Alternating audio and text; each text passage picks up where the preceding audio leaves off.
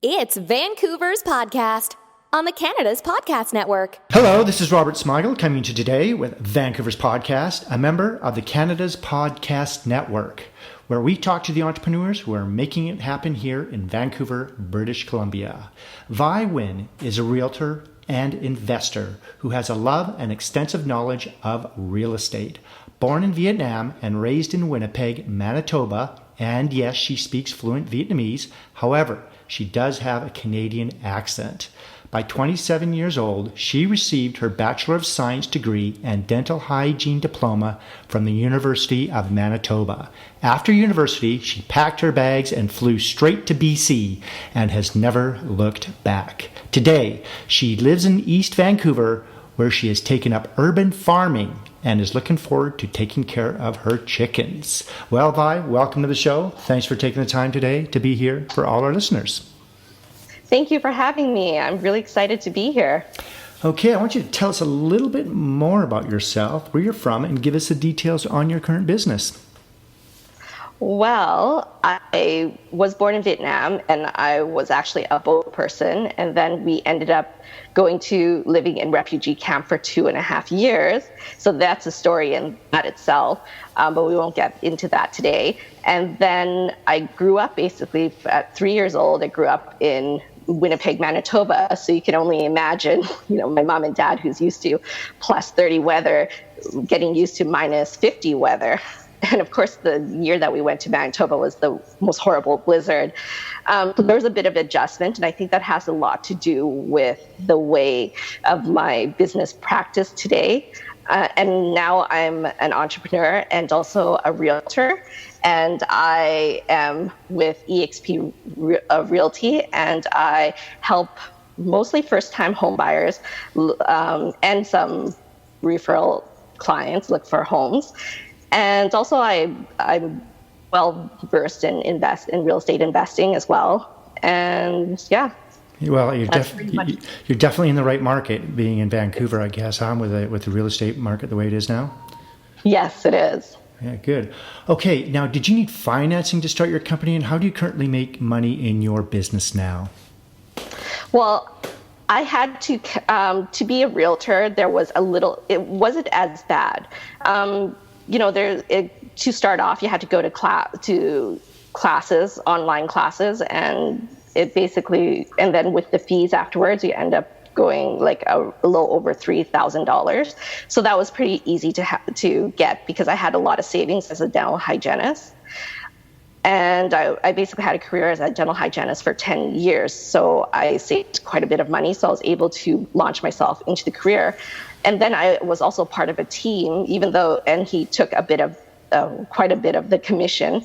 So I didn't actually make a lot in my first year, but it was a good transition. So I didn't have to pay upfront and out of pocket because he paid for all the marketing material, and I got to learn how to be a real estate agent as well. So I consider that kind of a university fee of sorts. And then now I'm on my own, and so it's actually not that bad being a realtor. It's not like your usual product type of entrepreneurship. Okay. What is the long-term vision, and what will your company look like in the future? Do you see the company expanding into other areas, and where beyond Vancouver, BC, or even Canada? Absolutely. With eXp Realty, there's actually an opportunity to recruit agents underneath me, and I could recruit agents from here, Ontario, Alberta, anywhere that eXp's in, and also like all of the US. And they're opening up in Mexico and Australia. That's what I've been hearing. Those are still rumors, so I don't know if that's happening anytime soon, but that's what they're looking at. So there's opportunity to expand my team well across the world, it sounds like. Great. So you could be hiring people in Canada as well as internationally. Exactly. So it's going to be quite fun when we get together. Good. Okay.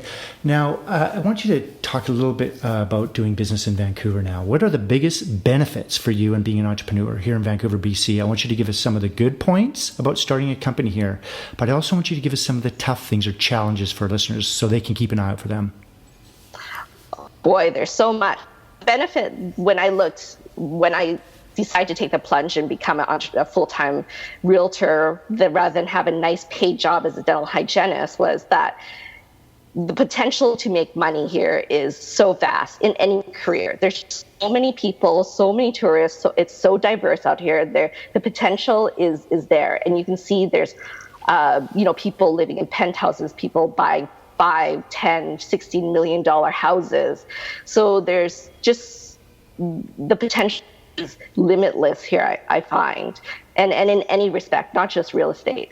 However, saying that, it's also, that's the challenge. Realtors are saturated here. You need something to really stand out. You have to be friendly. You have to be able to make friends in the industry, connections. That's really big. That's one of the things you just have to do here to stand out, or be the best service person you can be, really. So that's the challenge. Okay. It's just that there's so many of us out there, so many entrepreneurs. Right. Now, we do some of our best work outside the office. Is there a place in the Lower Mainland, close to where you live or work, where you like to go recharge or get inspired or think about ideas and your business? And does it change with the season, considering all the rain we get here? That is true. Well, in the summers, definitely I like to hike. So sometimes I do the grouse grind just to let off some steam and clear my mind a little, because all you can think about is how awful those steps are. So there's not much going in your head. I call that a little mini meditation. Sometimes I just like to if I want something simpler, just take a simple walk around Burnaby Lake.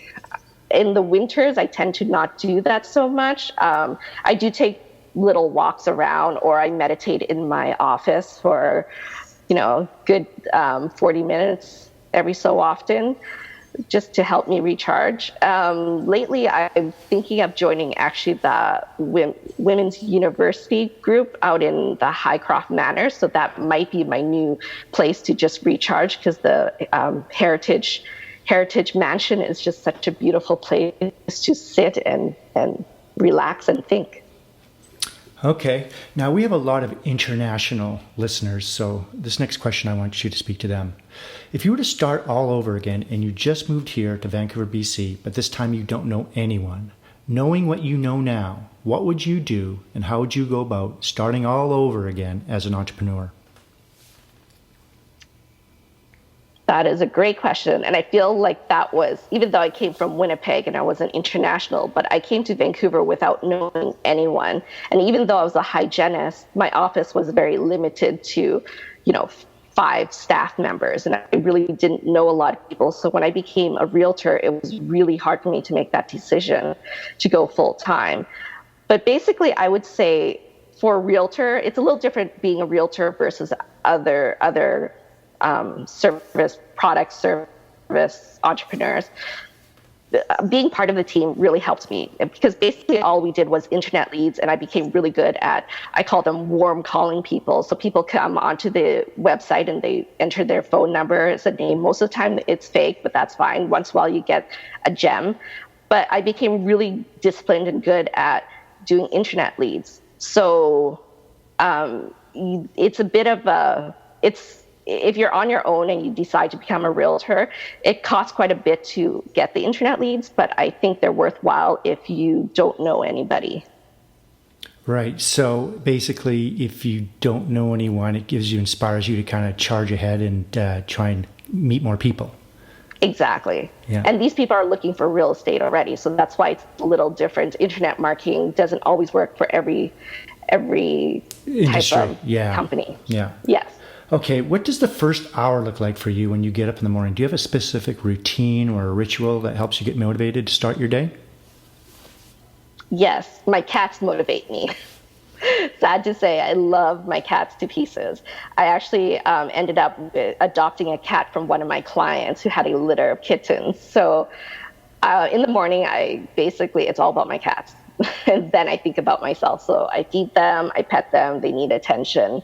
And I tell them how amazing they are, because cats really need a lot of attention and a lot of love. How many do you have? Well, I have 3 now. Okay.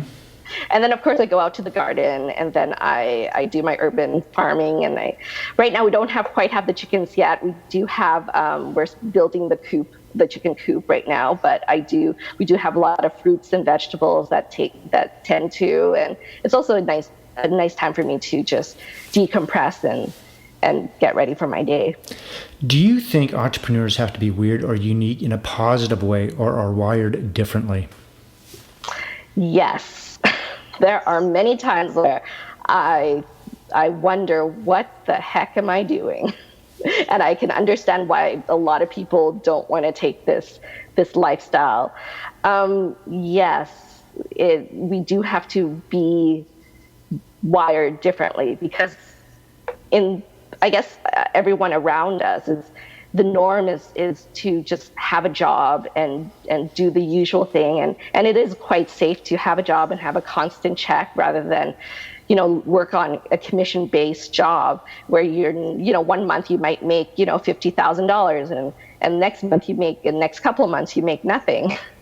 But you're still working really hard, or take other challenges like my event I have next week. I have never done an event before, and this was very much a new learning curve for me. Okay, what books are you reading now and why, or even audiobooks? And can you recommend any books for our listeners who are also aspiring entrepreneurs? Absolutely.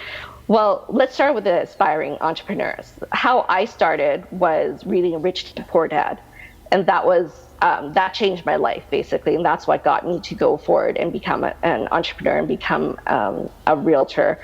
So that's definitely a great way to, kind of an easy read to segue your mind, change your mind frame to get into the entrepreneur mindset. What I'm reading right now is actually Results Faster by Tony Jerry, and the reason why I'm reading it is because I get to meet him next week because I'm hosting him in Vancouver. So I'm reading that as well, and I'm also kind of reading his book on specifically for realtors. It's called Life is a Series of Presentations for Realtors. So I'm slowly working through that book. And my fun book that I like to kind of listen to is the Dr. Wayne Dyer's essays on the Tao Te Ching. Okay. Now, what online or offline tools do you use on a daily basis? Well, my iPhone, I like to say, is my life. Everything I need is on my iPhone. If I ever lost it, life would be over for me. What I really love is, iCalendars. Everything I have is in iCalendars and reminders. So I put everything I need to do there. And also I like the stocks app, because I like to look at how my stocks are doing as well. And those are basically, I only use those things. And also, like, as a realtor, I also have a KV Core platform, which is a great kind of CRM system, and it's just a great real estate tool. Okay. Well, Vancouver is a beautiful place to live. We all know that. It's a very lifestyle city. How do you balance work, and how do you relax and not think about work? And what are your favorite activities to do here in BC? Do you ski? Do you bike, kayak, golf, hike, or simply go for a drive? Well, I've been here for about 10 years. So I remember the first couple of years, I just went crazy and did everything. I surfed in Tofino. I did wine tasting in Okanagan, and I went skiing every weekend. Now that I'm an entrepreneur, I find myself with less time. So right now, it really is just trying to fit in hiking. Because I think as an entrepreneur, there's a joke, which 80 hours do you want to work this week? So I just find myself, I think right now, hiking and hanging out with my cats and my urban farm is basically the only things that I have that I do for myself. If you weren't doing what you do now, what would you like to do for a profession? I love to travel. So it will probably be something within the travel industry. Like, I always thought, how do you get those jobs as those tour guides? They must have the best time in the world. So probably be a tour guide or a blogger or a travel photographer, something along those lines. But I'm definitely unemployable because I'm not the best. I tend to do things my own way. What kind of job would you not like to do? Couldn't do it? Gosh, I've done so much. What job could I do? I probably couldn't. I'm not the best academic, even though I went to university, but I'm not an academic person. So I could not see myself becoming a professor and getting a master's and PhD. I wouldn't have the attention span for that at all. So kudos to them, but that would not be me. In business, what is your favorite word or quote or sentence that you like to use? It's actually on my business cards, and I think it kind of encompasses being an entrepreneur. So it's the meaning of life is to find your gift, and the purpose of life is to give it away. And I believe Pablo Picasso said that, although if you Google it, there's controversy as who said it. But I like to think Pablo would say something like that. And basically, I think that is being an entrepreneur. You find your path, find what you're gifted in, and then you give it away, and hopefully you get financial rewards for it. What is your least favorite word or sentence you do not like to hear? I can't do it. I just cannot. I can't stand that because I think anything's possible. If you had to pick one or two words to describe yourself, what would it be and why? Dynamic, too honest, friendly, and easily approachable. Why? That's just my basic personality. I don't know. I've always been that way as a child, and maybe a little bit on the fearless side as well if you talk to my parents. Okay. What keeps you up at night, if anything? Deals closing. That I meditate to try and alleviate that. But basically, in real estate, closing a deal, there's so many factors that can go wrong, especially financing. And it's always done to the wire before subject removal, of course. But, that's just the nature of the game. Right. Okay. I want you to give us the top 3 things on your inspired life list. This could be a bucket list of any sort, whether you want to travel more, whether you want to write a book, TEDx talk, speaking engagements, philanthropy, anything like that? Absolutely. I have so much. So basically, philanthropy is a huge reason why I'm also an entrepreneur as well. So I would love, for humans, I like the idea of building schools and helping third world countries, children in third world countries become better or do better in life. Maybe even sponsor them over, go to school, and so forth, because I think there's so much talent out there. And for animals, I would love to have a little farm out in the countryside and also take in animals, rescue animals as well. And I like that's philanthropy part. And of course, I would love to travel with my family, be with my family more, take some really awesome trips together, create memories. And I believe, and also speaking engagements. I do have a passion to help to inspire other entrepreneurs and spread the word that anything's possible. Like if I can do it, then I think anybody can really. So spreading financial IQ and just letting everybody know that just follow your dreams. You can do it. Do you have any advice that you may have received that you can pass on to entrepreneurs throughout BC? Just take the plunge and do it. You don't know until you try. That was the best advice I got from one of my friends. Okay, Vi, you ready to have some fun? Yes. Great. Okay. Always. Great. Okay. As you know, entrepreneurs are very, very busy people. As you mentioned earlier in the interview, you are pretty well tied to your iPhone and it is the lifeblood of your company, and that's why you keep all your contacts and your schedules and everything. But we're going to take you away from all that. There's a small tropical island just off of Fiji that only has one phone booth there. There is no internet. This place does exist. We're going to drop you off there. You won't have a computer or a smartphone or a tablet. You can use the phone booth located there anytime to call the boat. We'll come pick you up. How long would you last before you made that call? And what would you do while you were there? Wow, that's a really good question. That sounds like paradise personally. if I didn't have a care in the world, basically I can stay there for months on end, if not live there for life. So basically the first thing I would probably do is, go like find shelter, make shelter if I have to build it myself, find food, even if I have to farm, or see what the locals are eating, and what animals I can raise. Probably get a cat or two, and then meditate. I don't know, swim every day. I don't know if there's waves to go surfing. That would be so ideal. If I can surf every day, life would be so good. But I could live there for a long time. So farming and surfing probably the two biggest things that you'd be doing, I imagine. Yeah. Yep, pretty much. And hiking. Yep. So I take it we're going to be out there waiting for you for quite a while. Yes, probably. Yeah, you probably have to come get me. The business will have to find me then. Okay, after about 3 months, we're coming in to get you. We can't wait anymore.